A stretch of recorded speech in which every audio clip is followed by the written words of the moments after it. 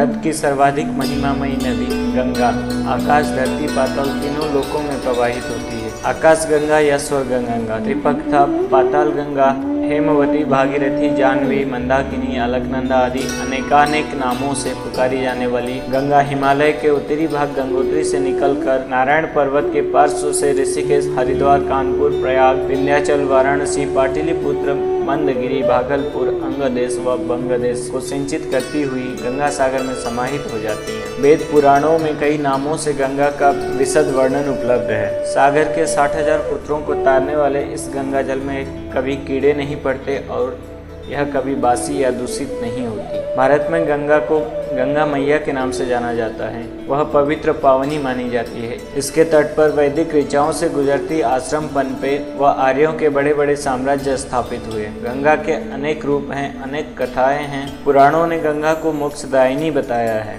गंगा त्रिपथ का भी है।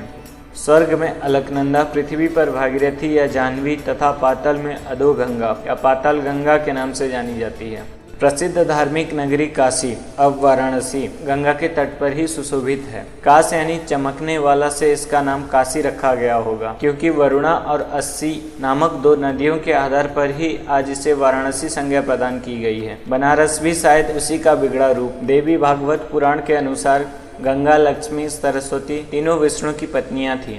आपसी कलह के कारण सरस्वती और गंगा को पृथ्वी पर नदियों के रूप में आना पड़ा। गंगा के तट काशी में जैन तीर्थंकर पार्श्वनाथ का प्रादुर्भाव हुआ तो वहीं सारनाथ में तथागत बुद्ध ने पहला उपदेश दिया।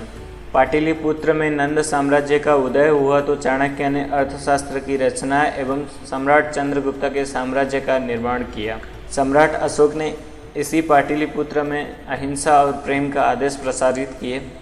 फिर मौर्य के बाद आए शंगु तथा अश्वमेध यज्ञ होने लगे। शास्त्र और स्मृतियाँ रची गई। रामायण और महाभारत इसी काल में पूर्ण हुए हैं। महाभाष्यकार पतंजलि भी इसी समय हुए।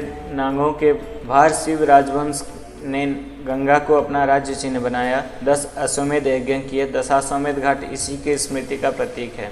समुद्रगुप्त की दिग्विजय और चंद्रगुप्त के पराक्रम के साथ ही सम्राट हर्षवर्धन ने संस्कृति को एक नई दिशा प्रदान की। गंगा के तट पर ही राष्ट्रकूट वंश के ध्रुव ने फिर से इन प्रदेशों को जीतकर गंगा को अपना राज्य चिन्ह बनाया। गंगा के अंचल में ही आयुर्वेद का जन्म हुआ। पृथ्वी पर आकर उसे स्वर्ग बनाने वाली गंगा को भारतवासी अपनी माँ की तरह पूजते हैं और प्यार करते हैं।